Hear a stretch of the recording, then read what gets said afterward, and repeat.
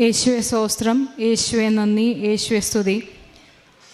പരിശുദ്ധമ്മ ജീവനോടെ പ്രത്യക്ഷപ്പെട്ട ഈ ആൾത്താരയിൽ പാപിയും അയോഗ്യവുമായി മകളെ ഇവിടെ നിന്നും അമ്മയുടെ പ്രത്യക്ഷീകരണത്തിൻ്റെ സാക്ഷിയാക്കിയതിന് കോടാനുകൂടി നന്ദി എൻ്റെ ഈശോപ്പയോടും അമ്മ മാതാവിനോടും ഞാൻ പറയുന്നു. ഞാൻ ആദ്യമായി മാതാവിനെക്കുറിച്ച്, കൃപാസനം മാതാവിനെക്കുറിച്ച് അറിയുന്നത് 2018 അന്ന് എനിക്കൊരു ഗോൾഡ് സ്റ്റോൺസിൻ്റെ വിഷയം ഉണ്ടായിട്ട് ഞാൻ ഹോസ്പിറ്റലൈസ്ഡ് ആയിരുന്നു. അപ്പോൾ എൻ്റെ മമ്മി എന്ന് പറഞ്ഞാൽ എൻ്റെ ഹസ്ബൻഡിൻ്റെ മമ്മി, എൻ്റെ മമ്മി വന്നിട്ട് പറഞ്ഞു, നീ ഇതൊന്നും തലക്കും ഭാഗത്തെങ്കിലും വെച്ച് കിടക്ക്, അപ്പം നിൻ്റെ വേദനക്ക് ശമനം ഉണ്ടാവുമെന്ന് പറഞ്ഞു. ഞാൻ മാതാവിൻ്റെ വലിയൊരു ഞാൻ എൻ്റെ മോൻ്റെ പ്രായമുള്ളപ്പോൾ മുതൽ എനിക്ക് മാതാവിനെ ഭയങ്കര ഇഷ്ടമാണ്. അത് അന്നും ഇന്നും എനിക്ക് ഭയങ്കര ഇഷ്ടമാണ്. അപ്പോൾ ഞാനപ്പോൾ ഓർത്തു, ഈ മാതാവ്, എല്ലാ മാതാവും ഒന്നല്ലേ, ഈ മാതാവിന് എന്താ പ്രത്യേകത? പക്ഷേ മമ്മി പറഞ്ഞതനുസരിച്ചിട്ട് ഞാനിതെൻ്റെ പില്ലോൻ്റെ അടി വെച്ച് കിടന്ന് അങ്ങനെ എൻ്റെ ഗോൾഡ് സ്റ്റോൺസ് ആ വേദന കുറച്ച് കുറഞ്ഞു. പക്ഷേ വീണ്ടും ഞാൻ അതുമായിട്ട് തന്നെ ഹോസ്പിറ്റലൈസ്ഡായി. അപ്പോൾ അന്നും അത്ര സീരിയസ് ആയിട്ട് ഞാൻ എടുക്കാണ്ട് ഞാനങ്ങ് പ്രാർത്ഥിച്ചും കാര്യങ്ങളൊക്കെ ആയിട്ടങ്ങ് പോയി. ഞാൻ ഇവിടെ വന്ന് ഉടമ്പടി എടുക്കാനുള്ള പ്രധാന കാരണം എൻ്റെ മൂത്ത മോളാണ്. അവളുടെ പേര് ആൽത്തിയ ജസു. 10th പഠിക്കുമ്പോഴത്തേക്കും പഠിക്കാൻ ഭയങ്കര മടിയാണ്. പഠിക്കാൻ കഴിവില്ലാഞ്ഞിട്ടൊന്നുമല്ല, പക്ഷേ പഠിക്കത്തില്ല അവൾ പഠിക്കണ സമയത്ത് ഉറങ്ങുക, അല്ലെങ്കിൽ ബുക്ക് എന്തെങ്കിലും സ്റ്റോറീസ് റീഡ് ചെയ്തിരിക്കുക, അങ്ങനെയുള്ള ഇതാണ് അവൾ ചെയ്തുകൊണ്ടിരുന്നത്. അപ്പോൾ നമ്മളുടെ കയ്യിൽ എത്ര പിടിച്ചിരുത്തിയാലും അവൾ അങ്ങനെ പഠിക്കണില്ല. അങ്ങനെയാണ് ഞങ്ങൾ ആദ്യമായിട്ട് ഇവിടെ വന്ന് ഉടമ്പടി അവൾക്ക് വേണ്ടി വന്നെടുക്കുന്നത്. അവൾക്ക് വേണ്ടി ഞങ്ങൾ 2019 ജനുവരിയിലാണ് ഞാനും എൻ്റെ ഹസ്ബൻഡും കൂടെ ഇവിടെ വന്ന് ഉടമ്പടി എടുത്തിട്ട് പോയി പ്രാർത്ഥിച്ചു ഒക്കെ ചെയ്തു. അവളിൽ വലിയ ഇമ്പ്രൂവ്മെൻ്റ് ഒന്നും ഞാൻ കണ്ടില്ല. എനിക്ക് തോന്നുന്നു കൂടുതൽ വേഴ്സാകുകയാണ് ചെയ്തത്. പക്ഷേ അതിനകത്ത് ഞാൻ ഉടമ്പടിയിൽ വെച്ചിരുന്ന എൻ്റെ ഒരു 5ാമത്തെ നിയോഗം ഉണ്ടായിരുന്നു. അതായത് എനിക്ക് മൂത്തത് 2 പെൺകുട്ടികളാണ്, ആൽത്തിയ മോളും അതാലിയ ജസു. അപ്പോൾ ഞങ്ങൾ പ്രാർത്ഥിച്ചു, ഞങ്ങൾക്കൊരു ആൺകുഞ്ഞിനെ തരണം. അപ്പോൾ ഇവൾക്ക് അന്നേരം 10 വയസ്സ് പ്രായമുണ്ട്. അപ്പോൾ ഇനി ഡോക്ടേഴ്സിൻ്റെ അടുത്തൊക്കെ പോയിട്ട് ഇത്രയും ലേറ്റ് ഒരു പ്രഗ്നൻസി റിസ്ക് ആയിരിക്കും, അങ്ങനെ ചെയ്യണോ, പിന്നെ ഉണ്ടാകുന്ന കുഞ്ഞിന് ഡൗൺ സിൻഡ്രം അങ്ങനെയുള്ള കാര്യങ്ങളുണ്ടാവും എന്നൊക്കെ ഡോക്ടേഴ്സ് പറഞ്ഞു പേടിപ്പിച്ചു. ഓക്കെ, നമ്മൾ എല്ലാം ദൈവത്തിന് വിട്ടുകൊടുത്തു. തമ്പുരാൻ എപ്പോഴാണ് അനുവദിക്കുന്നത് അപ്പം ഞങ്ങൾക്ക് കുഞ്ഞുണ്ടാവട്ടെ എന്ന് പറഞ്ഞ് വിട്ടുകൊടുത്തു. പക്ഷേ ആ ഒരു നിയോഗം ഞാൻ വെച്ചിട്ടുണ്ടായിരുന്നു. എൻ്റെ ഹസ്ബൻഡ് ജാനുവരി 7th തിരിച്ച് റിയാദിലേക്ക് പോയി. ഇവൾ തീരെ പഠിക്കാതായപ്പോഴത്തേക്കും വീണ്ടും ജാനുവരി 24 തിരിച്ചു വരേണ്ടി വന്നു.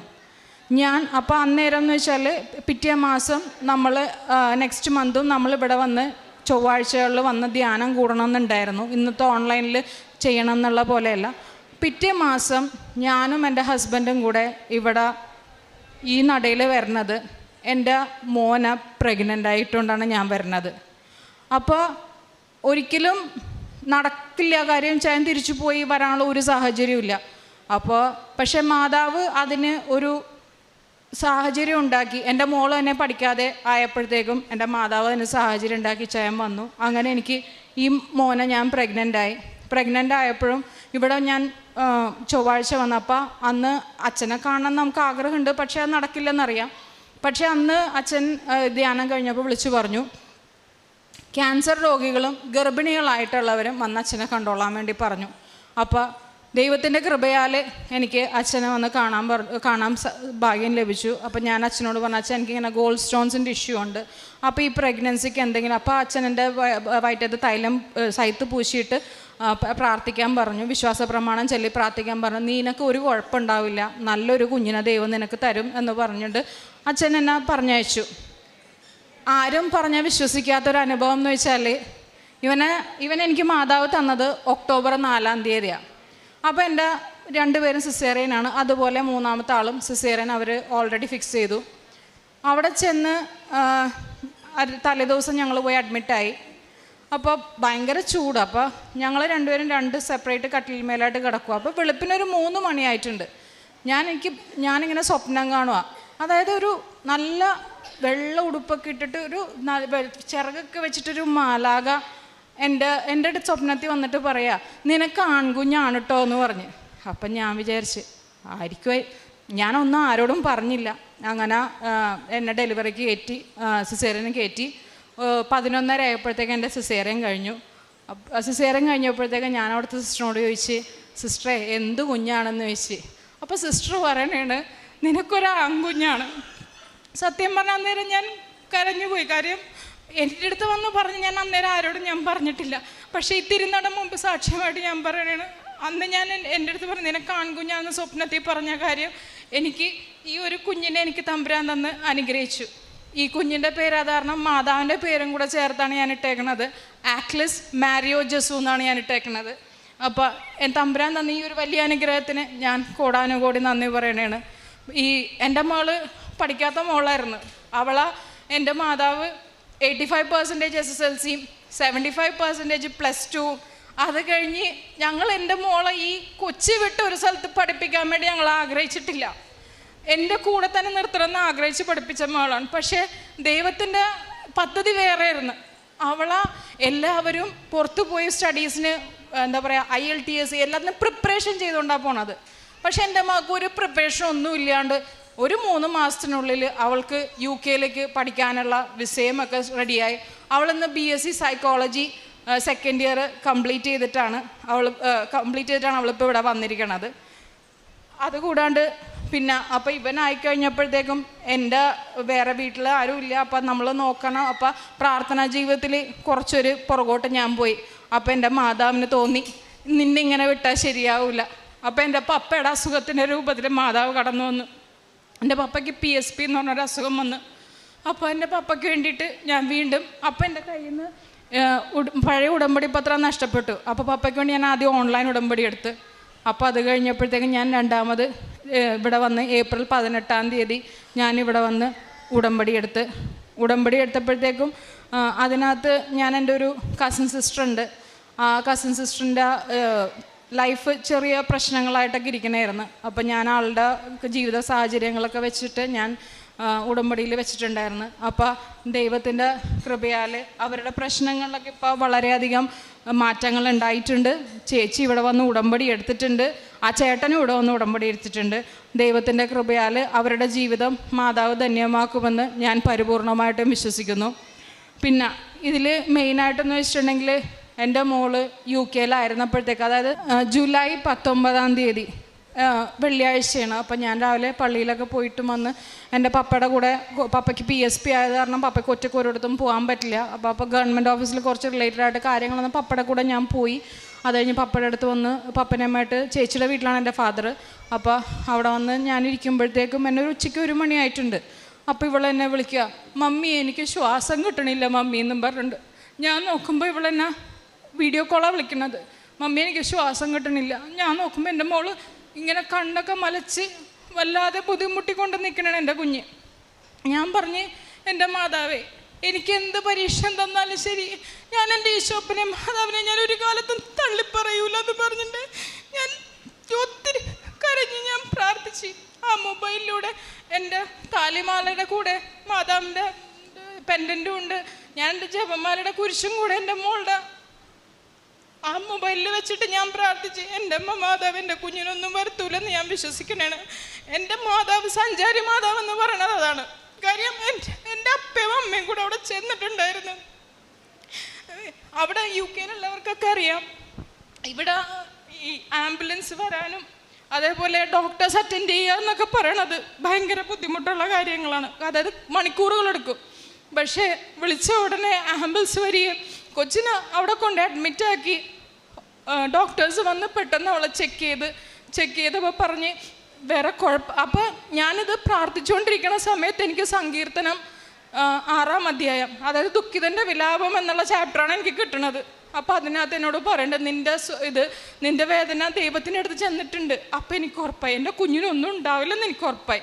അപ്പോഴും ഞാൻ പ്രാർത്ഥിച്ചുകൊണ്ടിരുന്നേച്ച്, എൻ്റെ മാതാവ് എൻ്റെ കുഞ്ഞിനൊന്നും വരുത്തരുത് എന്ന് പ്രാർത്ഥിച്ചുകൊണ്ടിരുന്നേച്ച് ഞാൻ. അപ്പോൾ ഡോക്ടേഴ്സ് വന്നിട്ട് പറഞ്ഞ് കുഴപ്പമില്ല, അവൾക്കത് പാനിക് അറ്റാക്ക് വന്നതാണ്. കാര്യം ഇവൾക്ക് സെക്കൻഡ് ഇയറിലൊരു ഡെസേർട്ടേഷൻ ഉണ്ടായിരുന്നു. ആ ഡെസേർട്ടേഷൻ പ്രോപ്പറായിട്ട് അവൾക്ക് പ്രസൻറ്റ് ചെയ്യാൻ പറ്റിയില്ല.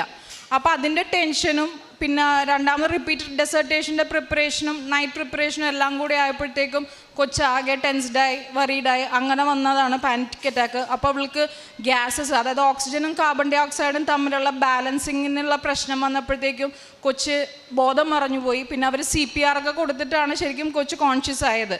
അപ്പോൾ സഞ്ചാരി മാതാവും എൻ്റെ അപ്പയും കൂടെ അവിടെ ചെന്ന് എൻ്റെ മോളെ ഒരാപത്തും കൂടാണ്ട്, കാര്യം നമുക്കിവിടെയൊക്കെ ആണെങ്കിൽ നമുക്ക് ഓടി പോവാമല്ലോ നമ്മുടെ കുഞ്ഞിൻ്റെ അടുത്ത്, പക്ഷെ എൻ്റെ മോളുടെ അടുത്ത് ആരും ചെല്ലാനില്ലല്ലോ. പക്ഷെ ആ സമയത്ത് ഒത്തിരി കരങ്ങൾ എവിടെ നിന്ന് വന്നെന്നറിയില്ല.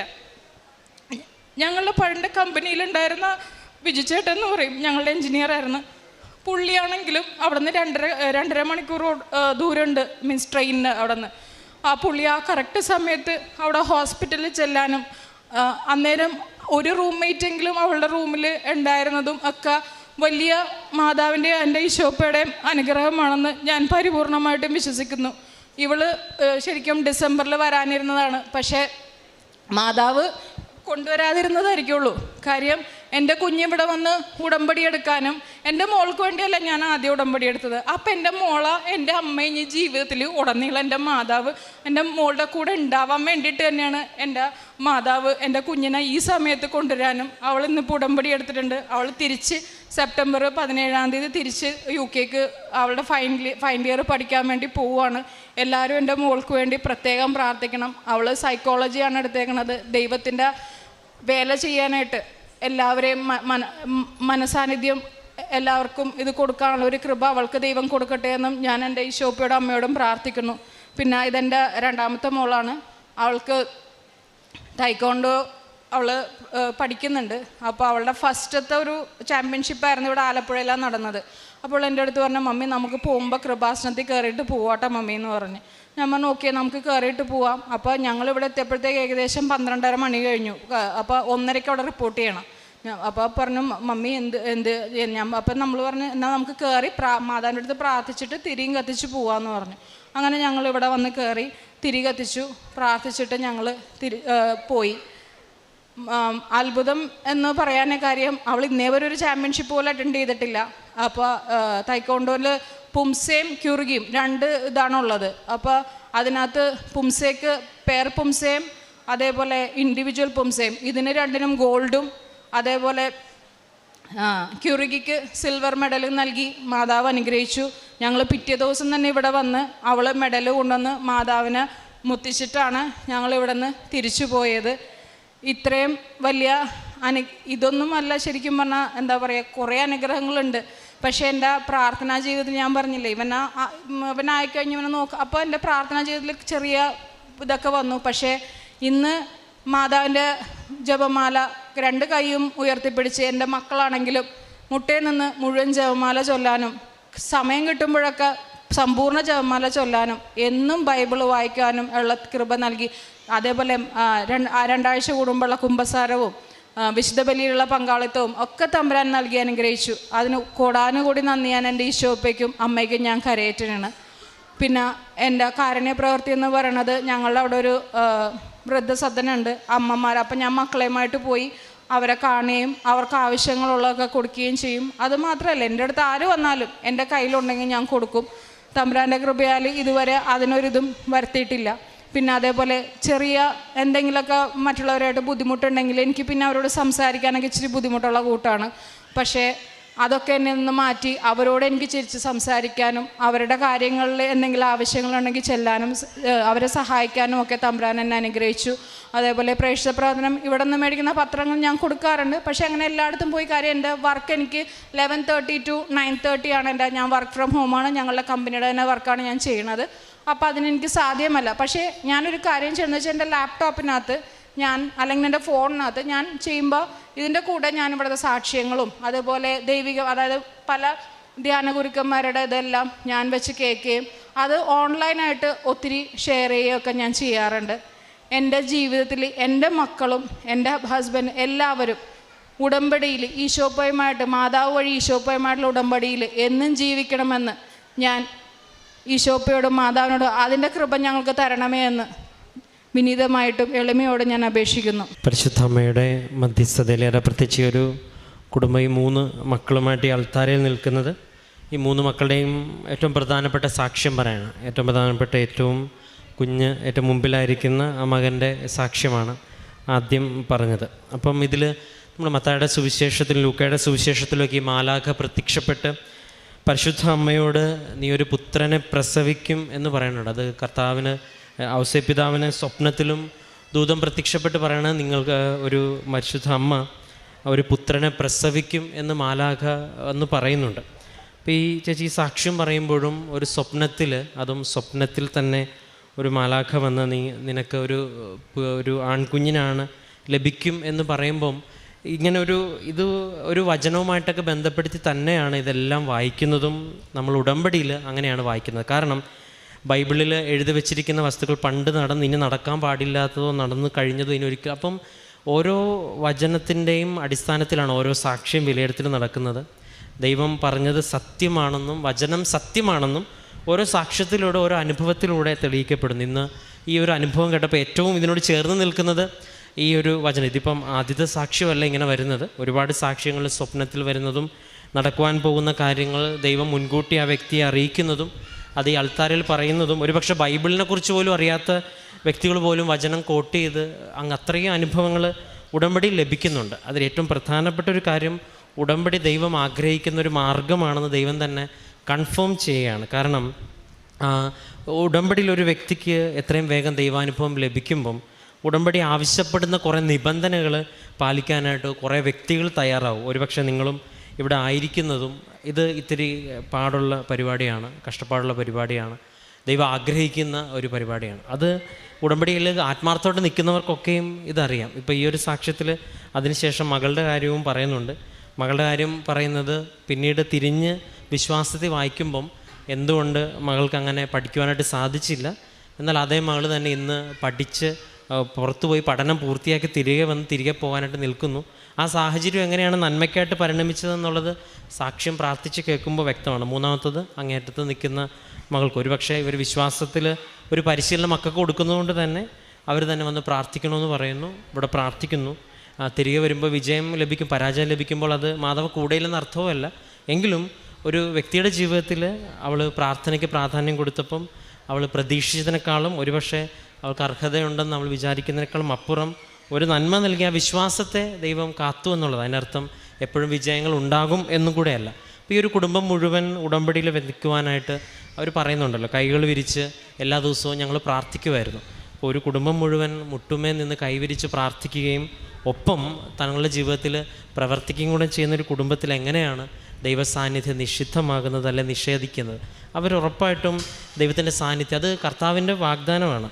ഞാൻ നിങ്ങളുടെ കൂടെ ഉണ്ടാവും, ഭയപ്പെടേണ്ട, ഞാൻ നിൻ്റെ കൂടെ ഉണ്ടെന്നൊക്കെ കർത്താവ് ഇതിന് പ്രാസത്തിൽ പറയുന്നതല്ല. അതൊക്കെ അനുഭവവേദ്യമാണ് എന്ന് ഓരോ ദിവസവും രാവിലെ തൊട്ട് വൈകുന്നേരം വരെ ഓരോ വ്യക്തികളായിട്ട് ഈ അൾത്താരയിൽ പറയുന്നുണ്ട്. പക്ഷേ ഈ അനുയോജ്യമായൊരു ആത്മീയ അന്തരീക്ഷത്തിലേക്ക് ഒരു വ്യക്തി വരണം. ആ ആത്മീയ അന്തരീക്ഷത്തിലേക്ക് ഒരു വ്യക്തി വരാനായിട്ട് ഇന്ന് ഉടമ്പടി എന്ന പ്രാർത്ഥന സഹായിക്കും. പരിശുദ്ധ അമ്മ ഇതിനോടൊപ്പം കൂടെ നിൽക്കും. കാരണം അത്രത്തോളം ഒരു ദൈവിക അഭിഷേകം ഈ പ്രാർത്ഥനയ്ക്കുണ്ട് എന്ന് അനുദിനം പല വ്യക്തികളോട് തെളിയിക്കും. അപ്പോൾ ഈ ഒരു സാക്ഷ്യം ഒരു കുടുംബമായിട്ട് പറയുമ്പോൾ നമുക്ക് അത് പ്രചോദനമാകട്ടെ. ഒപ്പം ഒരുപാട് കുടുംബത്തിനെ ഈ അൾത്താരയിലേക്ക് പരിശുദ്ധമായ പ്രത്യക്ഷീകരണത്തിൻ്റെ സാക്ഷ്യങ്ങളാക്കി മാറ്റുന്നതിനും ഇപ്പോൾ ഈ അമ്മയിൽ നിന്ന് കിട്ടിയ ഉടമ്പടി അനുഭവം ഇപ്പോൾ ആ മകളുടെ കയ്യിലിരിക്കുന്നത് അവളെടുത്ത ഉടമ്പടിയാണ്. ഇതൊരു യാത്രയാണ് അമ്മയിൽ നിന്ന്. ഇപ്പോൾ നേരത്തെ പറഞ്ഞ സാക്ഷ്യത്തിൽ ആ മകൾ പറയുന്നുണ്ട്, അമ്മ ഇപ്പോൾ ഇല്ല, അമ്മ പറഞ്ഞ ഉടമ്പടിയിലാണ് ഞാൻ നിൽക്കുന്നത്. അപ്പോൾ ഇതിങ്ങനെ ഒരു വിശ്വാസ കൈമാറ്റം, അതും തീക്ഷ്ണതയോടെ അനുഭവത്തോടെ കൈമാറ്റം. ഇതിലൊക്കെ ഒരു വലിയ അത്ഭുതം ഇതാണ് നടക്കുന്നത്. അപ്പം ഈ ഒരു പ്രാർത്ഥനയെ പ്രതിയും ഈ കുടുംബം നമ്മുടെ മുമ്പിൽ പറഞ്ഞ എല്ലാ അനുഭവത്തിനെ പ്രതിയും ഈ കുഞ്ഞു മകനെ പ്രതിയെല്ലാം നമുക്ക് കരങ്ങളടിച്ച് ദൈവത്തിൻ്റെ നാമം മഹത്വപ്പെടുത്താം. അത്യപൂർവ ദൈവാനുഭവങ്ങൾ ഇനി നിങ്ങൾക്കും സ്വന്തം. ഈ യൂട്യൂബ് ചാനൽ ഇതുവരെ സബ്സ്ക്രൈബ് ചെയ്തിട്ടില്ലെങ്കിൽ ഇപ്പോൾ തന്നെ സബ്സ്ക്രൈബ് ചെയ്യുക. ഈ വീഡിയോ ഇപ്പോൾ തന്നെ നിങ്ങളുടെ സുഹൃത്തുക്കൾക്ക് ഷെയർ ചെയ്തുകൊണ്ട് കർത്താവിൻ്റെ പ്രേക്ഷിതരാകുക.